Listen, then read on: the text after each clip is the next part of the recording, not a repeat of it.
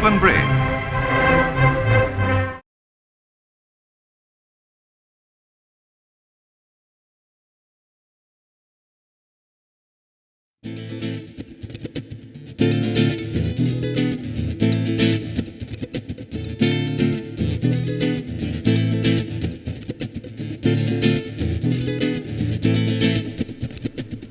Mexico.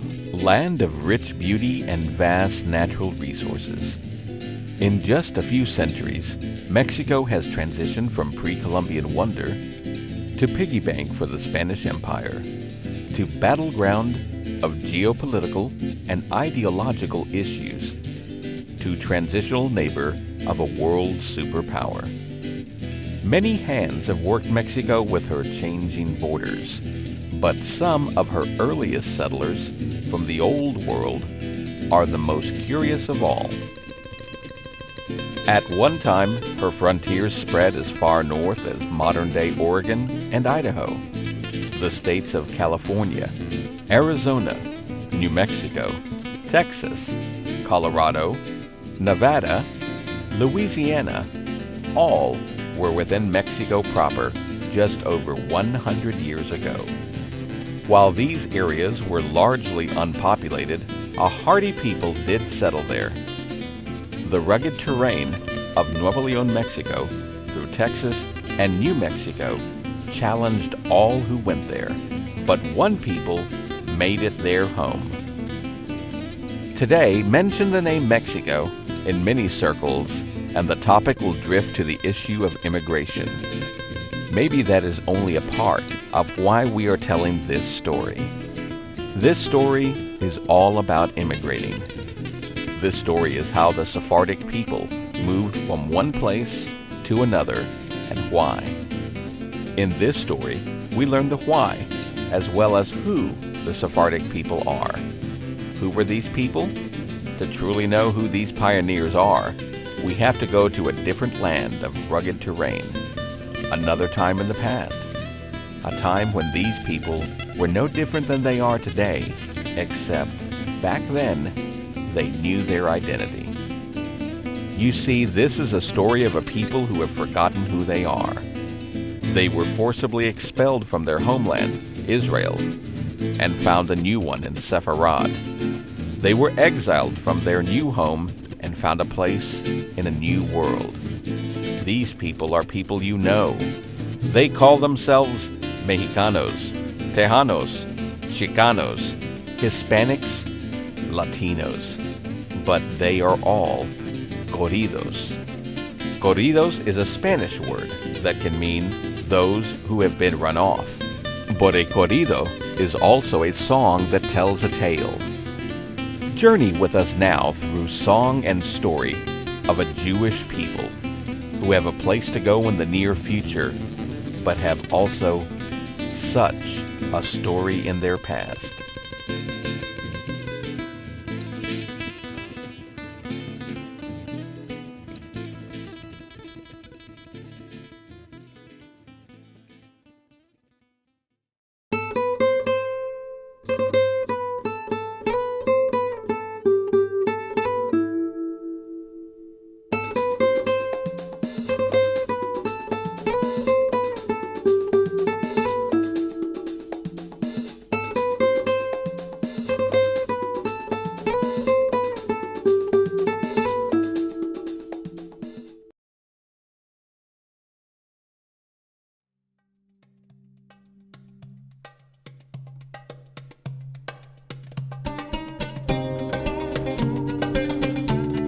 Israel.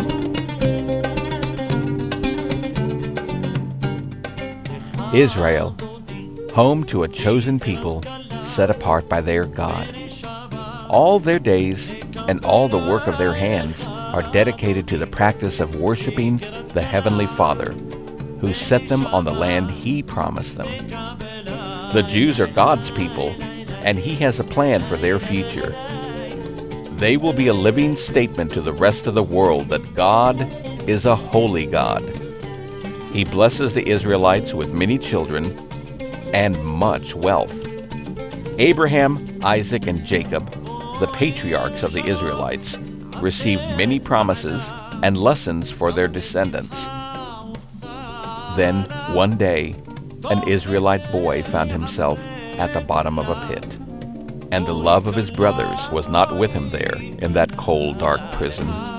And when that young man came out of that hole, the world was a very different place, and he found himself forced to a different land, away from his home, away from his father's house, and away from what he thought was his destiny. That man, Joseph, had a different destiny in store for him according to God's will. Joseph went to Egypt land, and in turn was a favored servant, an accused criminal, and the regent for the entire Egyptian empire. And when famine came to Egypt and the surrounding land, Joseph's destiny became clear. The Israelites came to Egypt because Joseph's purpose was to provide for his father's house in a new land. Now, the hole didn't matter, and his brother's cruelty didn't matter. Now, the destiny was clear. The Israelites would survive the famine in Egypt and wait on God.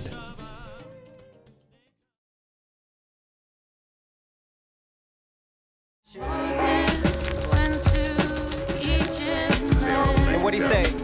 Now Joseph and all his brothers and all that generation died, but the Israelites were fruitful and multiplied greatly and became exceedingly numerous, so that the land was filled with them. He knew he was wrong. Then a new king, who did not know about Joseph, came to power in Egypt. "Look," he said to his people, "the Israelites have become much too numerous for us. Come, we shall deal shrewdly with them, or they will become even more numerous. And if war breaks out, we'll join our enemies, fight against us, and leave the country." Exodus chapter 1, verses 6 through 10. If not, I'll smite your firstborn dead.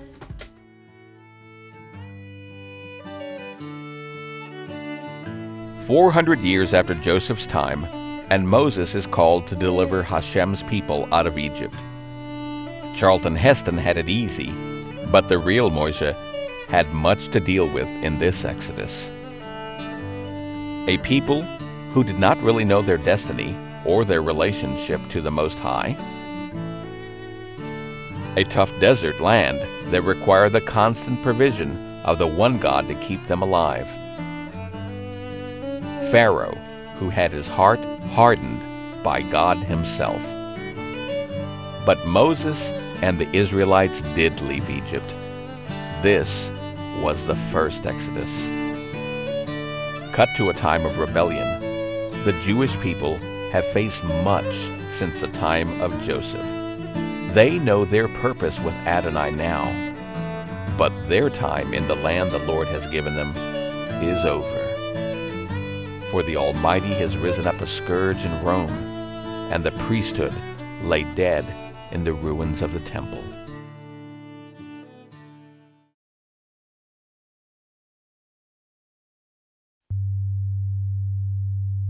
A long, drawn-out tone, a series of broken notes, a sharp staccato sound, saying in the words of Maimonides, "Awake, you sleepers from your slumbers, ye who forget eternity in the pursuit of the moment." Sepharad. A land of mystery. Mentioned in the Bible as a place of plenty, a place from which the great King Solomon received riches. Many scholars agree that Sepharad is also Tarshish, as described many times in the Old Testament. With Jerusalem, a defeated land of rubble behind them, many found their way to where kinsmen had lived for centuries. A faraway place, Sepharad would become home to many Jews. Spain was a destination to thousands of Jews from Israel. In this new home, they made a new life with great rewards. Adonai blessed them there and gave them favor. In time, the Sephardim were at the heights of all society in Spain. Although the Jews in Spain found persecution from the Christian Visigoths, the conquering of Spain by Muslims brought them acceptance and much prosperity. For hundreds of years, the Sephardic Jews enjoyed great learning and influence. The Greek philosophers' original writings were studied. Learned Jews and Arab scholars translated them into Arabic and Hebrew, and from there into Latin, setting the stage for the European Renaissance. Jewish scholars developed the theories that created trigonometry. Algebra was invented. Arabic numbers replaced the unwieldy Roman numerals. Paper was manufactured for the first time. Immense libraries developed and were open to the public. Cordoba had 1 million volumes at a time when the largest library in Europe had 12 manuscripts. Benjamin de Tudela, a Sephardic Jew, explored as far as China 100 years before Marco Polo accomplished the same journey. But as the fortunes and favor of the Jews increased, a battle waged in Spain. The Christian kingdoms of Asturias, Castile, and Aragon fought to expel the Muslims from their peninsula. With the death of Al-Hakam II in 976, the caliphate in Spain began to dissolve, and the position of the Jews became more precarious under the various smaller kingdoms. The first major persecution occurred on December 30th, 1066, when the Jews were expelled from Granada, and 1,500 families were killed when they did not leave. This was the first persecution of Jews on the peninsula while under Islamic rule. Another calamitous date in the chronology of the Jews in Spain occurred in the city of Granada. In 1491, after a year-long siege, the last Muslim ruler in Spain surrendered. On January 2nd, 1492, Isabel and Ferdinand entered Granada to receive the keys of the city. Spain was now unified under one Christian monarchy. With the Muslim occupation of Spain figuratively over, the new king and queen turned their attention to the wealthy and powerful Sephardim. With the establishment of the Spanish Inquisition already a reality, the king and queen of Spain issued their edict of expulsion to the Jews on March 31st, 1492. This nationwide eviction notice gave the Sephardim until August 1st to sell all property and leave the country by sea or land. Failure to leave the country, or any found returning to Spain, would result in death and more. The fate of any Christian Spaniard helping a Jew would be the same.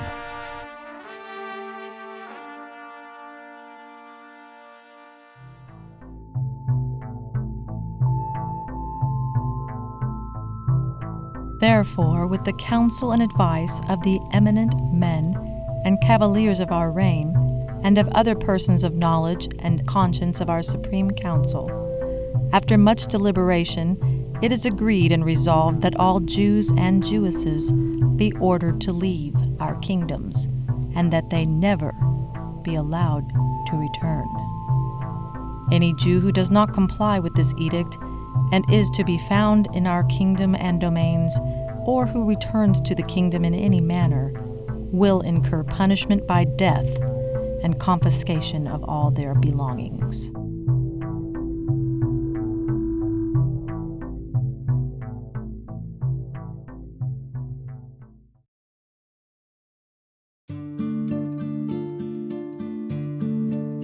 Once again, Joseph was being thrown into a pit. Once more, the destiny that promised favor and high places was replaced with a different plan. August 1, 1492, Just 2 days before Christopher Columbus set sail for the New World, the lives of the Sephardic Jews were turned upside down. The Jewish aristocracy was particularly encouraged to convert because they were needed to continue their traditional roles as counselors to the government. Since the Jewish aristocracy was largely secular at the time, great numbers did accept baptism but maintained old traditions.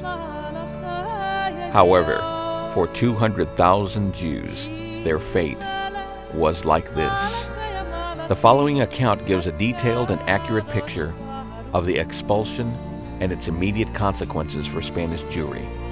It was written in Hebrew by an Italian Jew in April or May 1495. And in the year 5252, in the days of King Ferdinand, the Lord visited the remnant of his people a second time, and exiled them. The king gave them 3 months' time in which to leave. The Jews were to leave during May, June, and July, and be out of the country by August 1st, the 8th of Ab. The most generally accepted estimate is 50,000 families. This would be about 250,000 persons. Other estimates run from 100,000 to 800,000 persons. They had houses, fields, vineyards, and cattle, and most of them were artisans. Isabella says it's God's will that the Jews be expelled. They sold their houses, their landed estates, and their cattle for very small prices to save themselves. The king did not allow them to carry silver and gold out of his country, so that they were compelled to exchange their silver and gold for merchandise of cloths and skins and other things. 120,000 of them went to Portugal. They paid 1 ducat for every soul, and the 4th part of all the merchandise they carried thither. And he allowed them to stay in his country for 6 months. This king acted much worse to them than the king of Spain. And after the 6 months had elapsed, he made slaves of all those that remained in his country, and banished 700 children to a remote island to settle it. All of them died. Some say there were double as many. Upon them the scriptural word was fulfilled. Thy sons and thy daughters shall be given unto another people. Many of the exiled Spaniards went to Mohammedan countries. On account of their large numbers, the Moors did not allow them into their cities, and many of them died in the fields from hunger, thirst, and lack of everything. The lions and bears, which are numerous in this country, killed some of them while they lay starving outside the cities. When the edict of expulsion became known in the other countries, vessels came from Genoa to the Spanish harbors to carry away the Jews.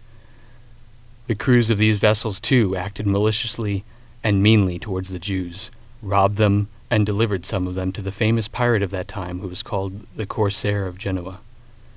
To those who escaped and arrived at Genoa, the people of the city showed themselves merciless, and oppressed and robbed them, and the cruelty of their wicked hearts went so far they took the infants from their mothers' breasts. Many ships with Jews, especially from Sicily, went to the city of Naples on the coast. The king of this country was friendly to the Jews, received them all, and was merciful towards them. He helped them with money. The Jews that were at Naples supplied them with food, as much as they could, and sent around to the other parts of Italy to collect money to sustain them. The Marranos in this city lent them money on pledges without interest. Even the Dominican Brotherhood acted mercifully toward them. On account of their very large number, all this was not enough. Some of them died by famine. Others sold their children to Christians to sustain their life. Part of the exiled Spaniards went overseas to Turkey. Some of them were thrown into the sea and drowned. But those who arrived, there the king of Turkey received them kindly, as they were artisans. He lent them money and settled many of them on an island, and gave them fields and estates. The Turks needed smiths and makers of munitions for the war against Christian Europe.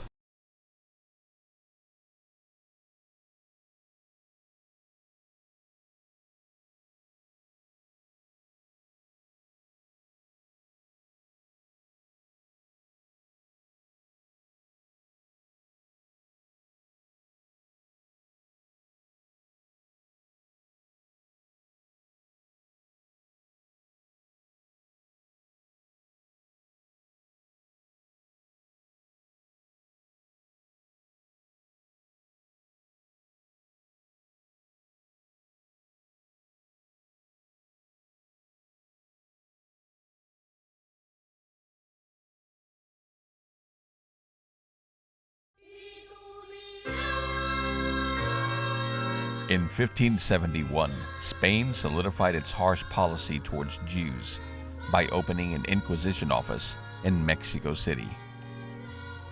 Even while enforcing new persecution, the monarchy of Spain called on the abilities of the Sephardim. Several attempts to establish a city in the northern regions of Mexico failed miserably. Finally, an expedition to establish a colony in what is today the state of Nuevo León was sent out. This time, 12 Sephardic families set out for this rugged terrain and founded the Nuevo Reino de León, what is today the prosperous city of Monterrey. Unfortunately, success did not grant escape from the Mexican Inquisition. Luis de Carvajal was declared the governor of the province of Nuevo León in 1579. In 1596, at the height of the Inquisition's fervor against crypto-Jews, he was declared a heretic and burned alive along with his mother and 5 sisters. Around the same time, Carvajal's nephew and namesake, Luis de Carvajal el Mozo, the younger, was accused of relapsing into Judaism. Buckling under torture, he handed over to his inquisitors 116 names of other Judaizers, including his mother and 2 of his sisters. He was ultimately burned at the stake alongside them. Each area of concern for the governments of Spain and later Mexico was a new call for the Sephardic Jews. When the Crown of Spain wanted to curtail Russian colonization in the far northwest, the Sephardim were sent to establish a colony. They were sent as far north as modern Alaska. That is why there is a Valdez, Alaska. In the 1700s, when the King of Spain wanted to discourage the English from expanding to the south, he sent Sephardim to establish towns and forts in what is now Louisiana. There are still colonies of Sephardim in the vicinity of St. Bernard Parish and the city of New Orleans. In fact, there are many firsts for Sephardim in the New World, some triumphant, many sad testimonies.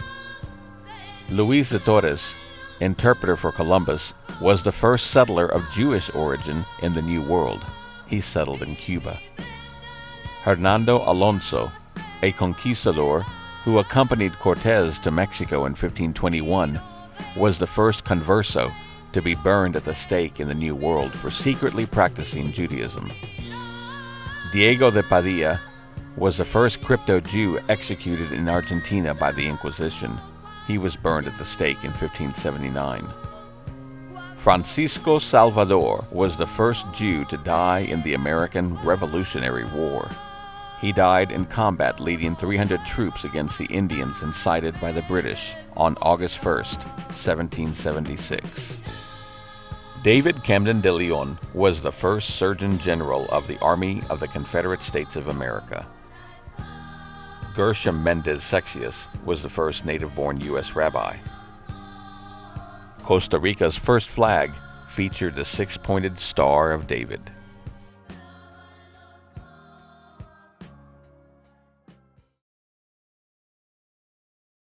This whole world's gonna wear your soul down. This whole world's gonna tear your soul down. This whole world.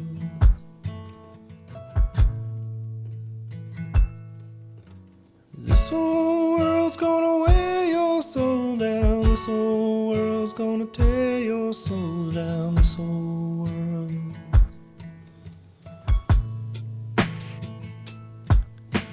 I don't wanna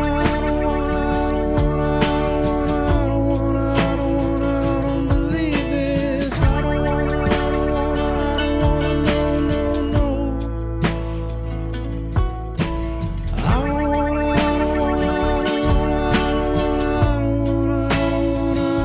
believe this. I don't wanna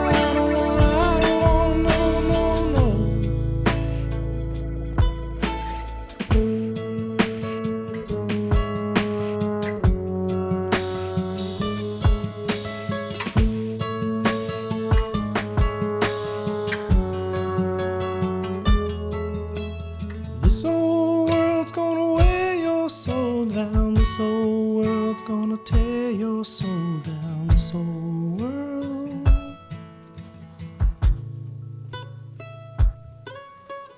This whole world's gonna wear your soul down, this whole world's gonna tear your soul down, this whole world.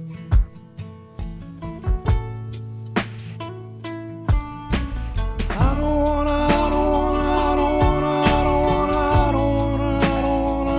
believe this. I don't wanna, no, no, no. I don't wanna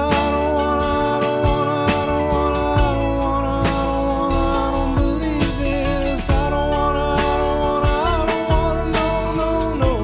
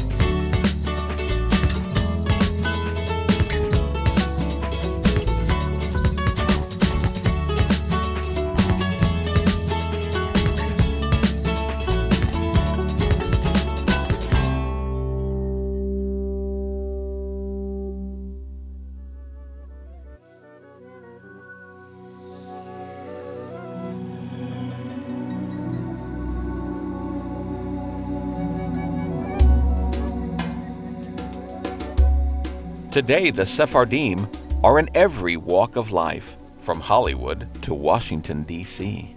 Sephardim are teachers, mothers, corporate executives, designers, inventors, movie directors, and more. Adonai has raised Joseph once again. In this new 21st century world, provision is being made and a new destiny is being made clear. Preparation is being made.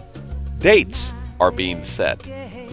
Aliyah is coming. The Sephardim are awakening. The last Exodus is near. Rayón de sol me bates, niña de mi corazón, en mis ojos relumbrates.